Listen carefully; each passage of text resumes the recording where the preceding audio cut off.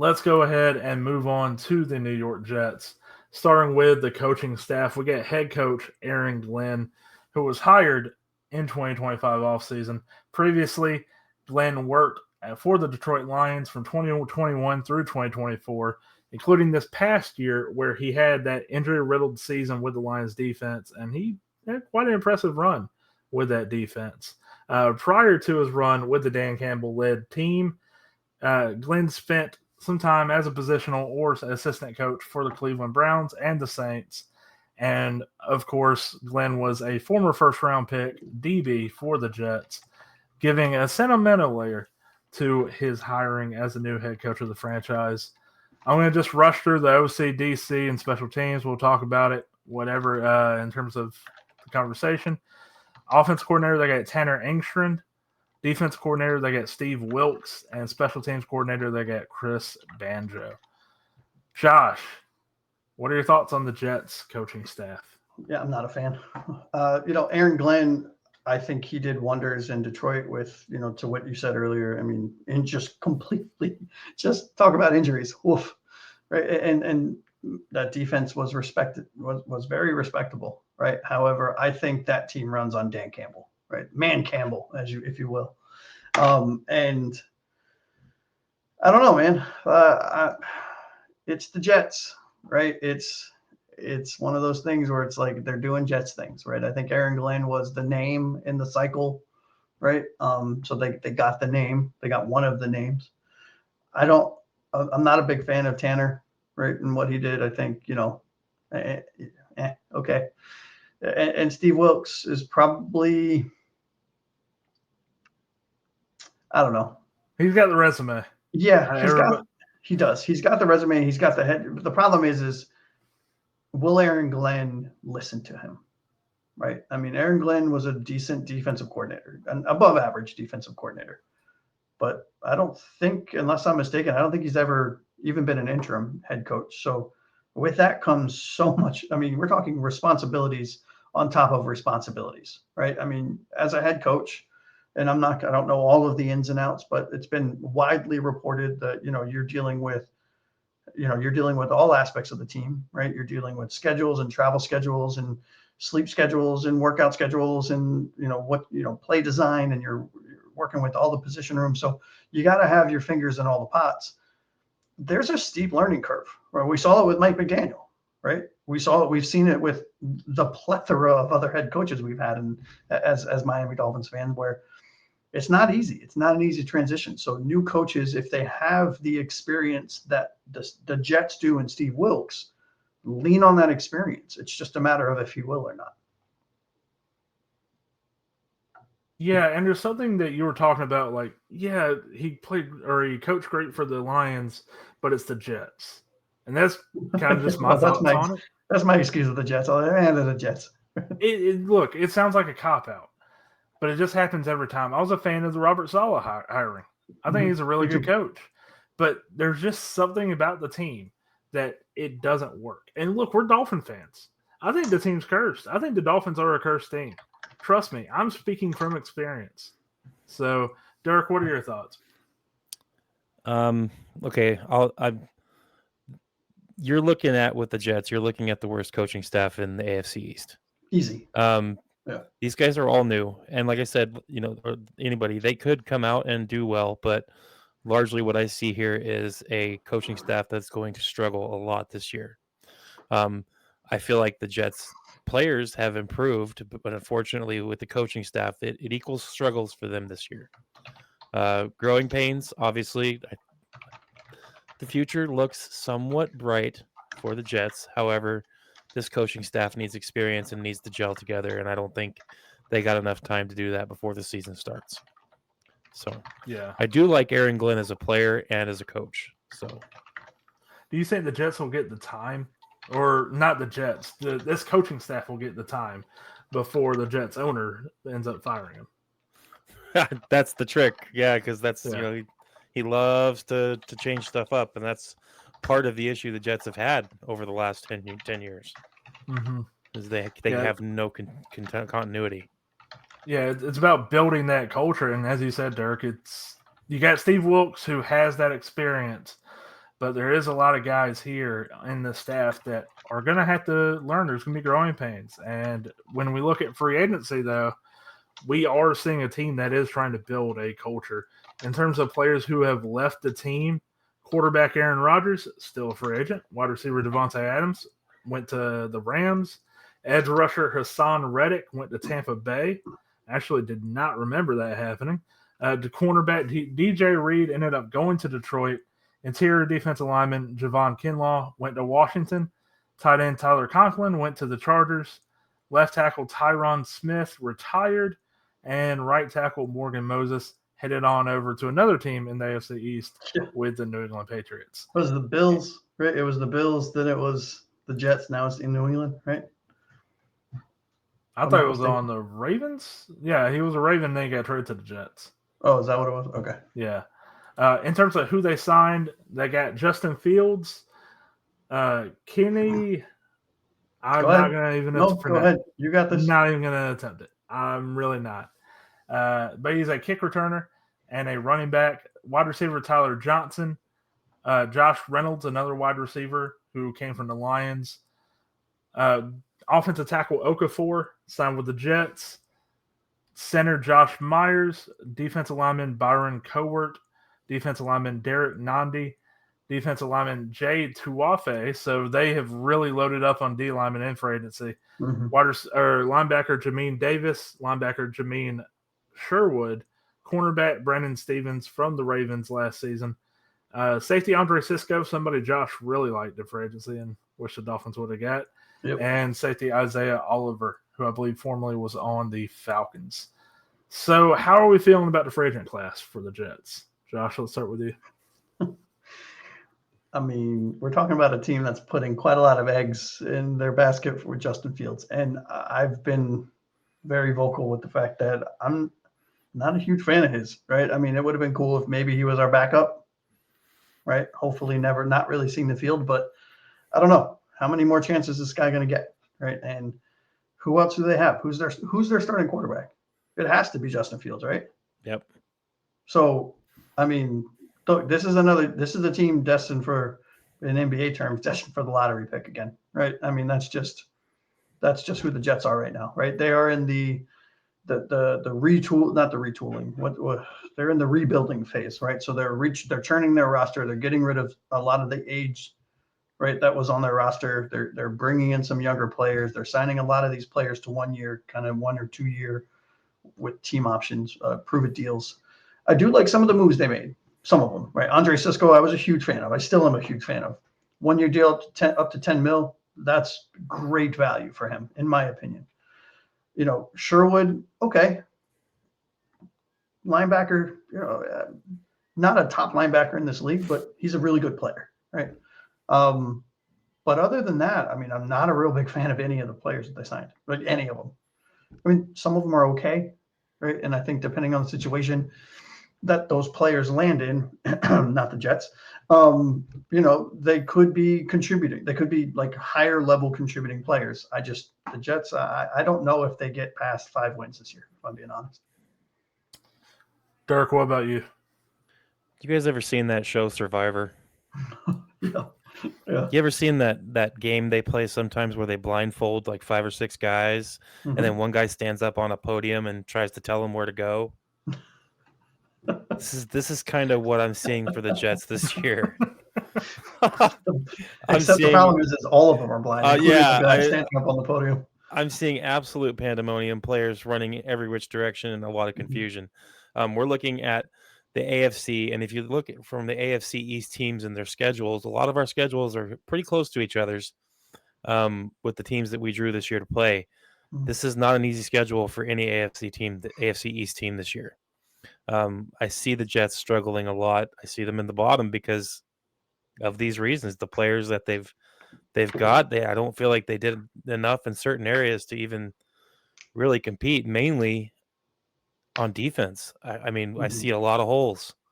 Yeah. And I know for a Dolphins fan saying that sounds absolutely nuts, but right now that's what I'm seeing. I'm seeing struggles for the Jets. I'm seeing an inability to stop a lot of high-powered offenses in the AFC. And that's with one of the best cornerbacks in the league, in my opinion, and Sauce Gardner, right? Yeah. I mean, even with that, it's, I mean, they do have some good pieces, right? And it tastes like vinegar saying that coming out of my mouth, right? But they do have good pieces, and I do like a lot of some of their players. I really am. I'm a big fan of their running back. I'm a big fan of their cornerback. I'm a big fan that they suck at signing players. That's great news as a Dolphins fan, right? I mean, so I wish they would have kept Aaron Rodgers because, what's better than last year Aaron Rodgers, yet another year older. But I think that was probably their best move.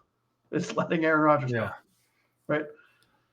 But they did lose quite a lot of talent, if I'm being completely candid with you guys, right? I mean, they did, but it was also aging vets at a certain point. And Dirk, to your point about this new team, this new coaching staff that's coming in, dealing with growing pains and building that culture, it does seem like this free agent class is about figuring out, like, okay, who's going to fit into that? Mm-hmm.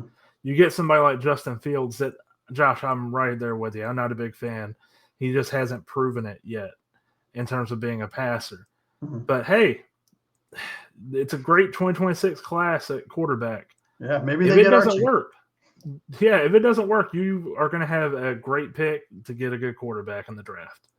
If it does work, hey, you got a quarterback. Not for nothing. If the Jets want to send us a one for our backup quarterback, you can have him. Yeah, Zach Wilson. It's not like he's been on that team before.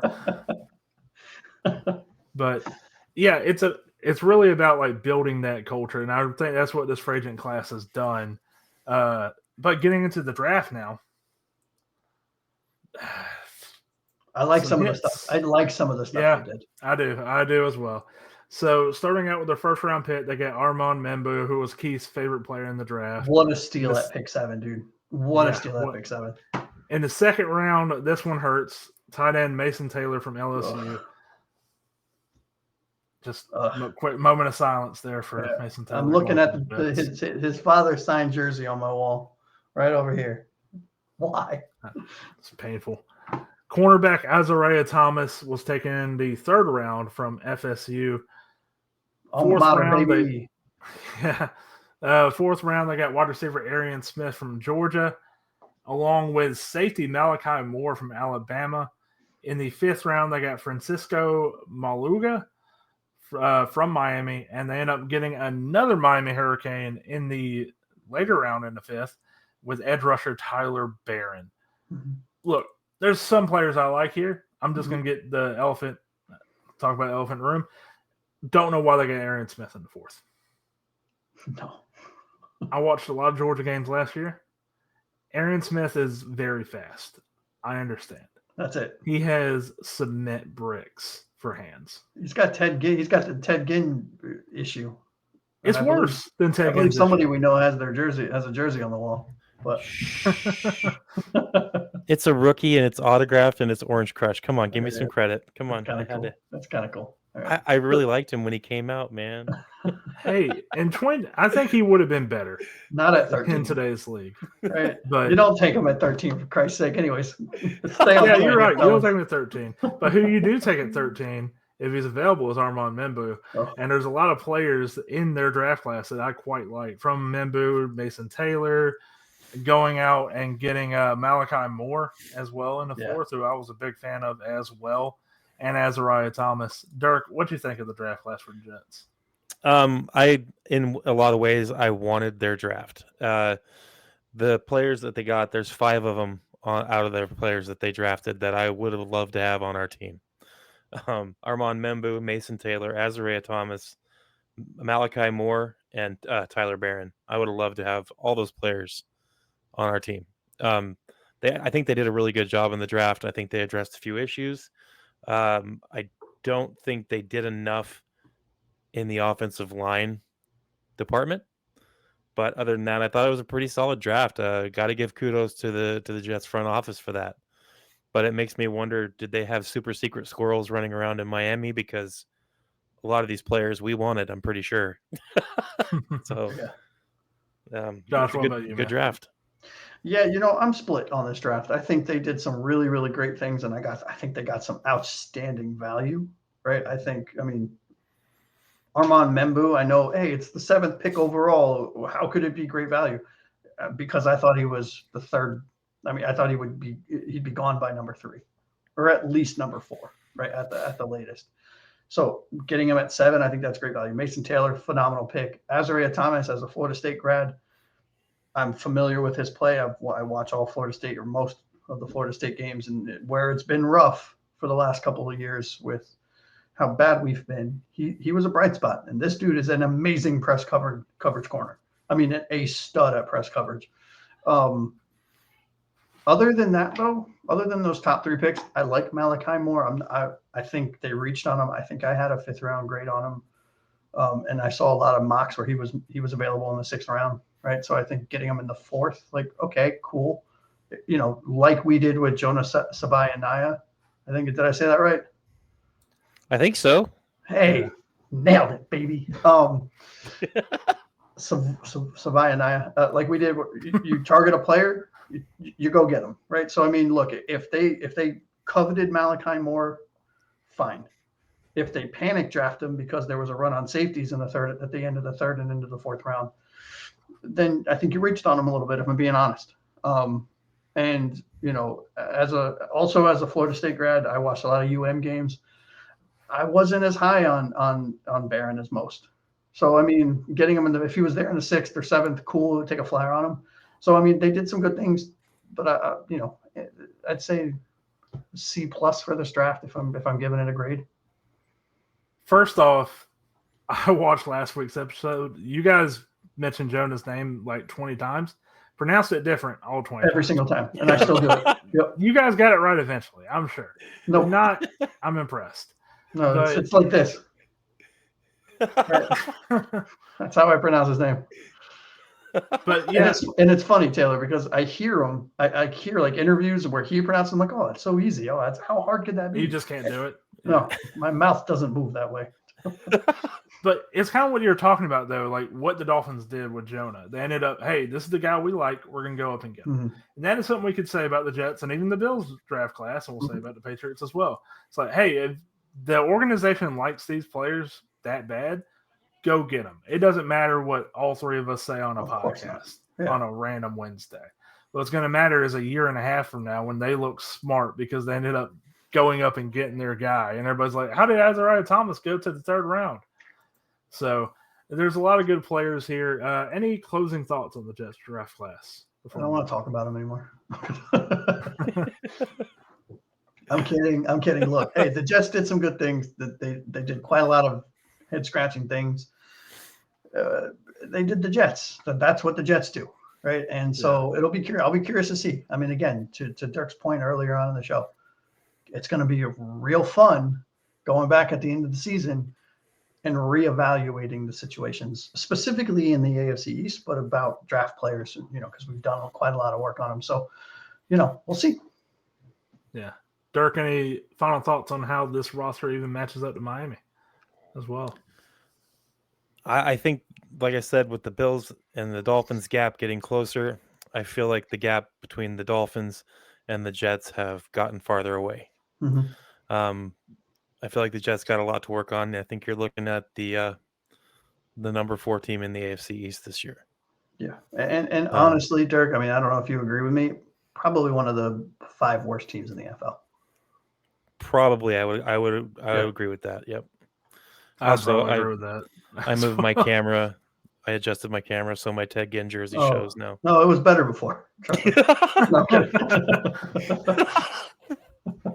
No, and also we to talk about the point about years from now, reevaluating all that stuff. This is a draft where you build the players that you want for your culture. Mm-hmm. So Jets fans don't feel bad that 3 Dolphin fans are like, hey, you guys had a bad offseason. It's really about what you did in the draft this year. And all 3 of us had a lot of good things to say about the draft. So who knows what the future will tell for the Jets. Yeah, and honestly, guys, unlike the Bills and how we feel about Miami or how I feel about Miami in a lot of aspects, if the Jets are surprised at our take on their team, that's because you have whatever puke color green glasses on, right? I mean, that's just the facts of it is, right? Your team is in a rebuild, right? You have an entirely new coaching staff. You don't really have a long-term solution at the quarterback position. You are drafting foundation. You are trying to draft and seemingly drafted foundational players at a few positions here in this year's draft. And you sign some other veterans that can be foundational pieces potentially. So you're moving in the right direction. But if you thought we were going to come on here and say, "Oh, the Jets crushed it," you're crazy. Like, I don't know what to tell you. Okay.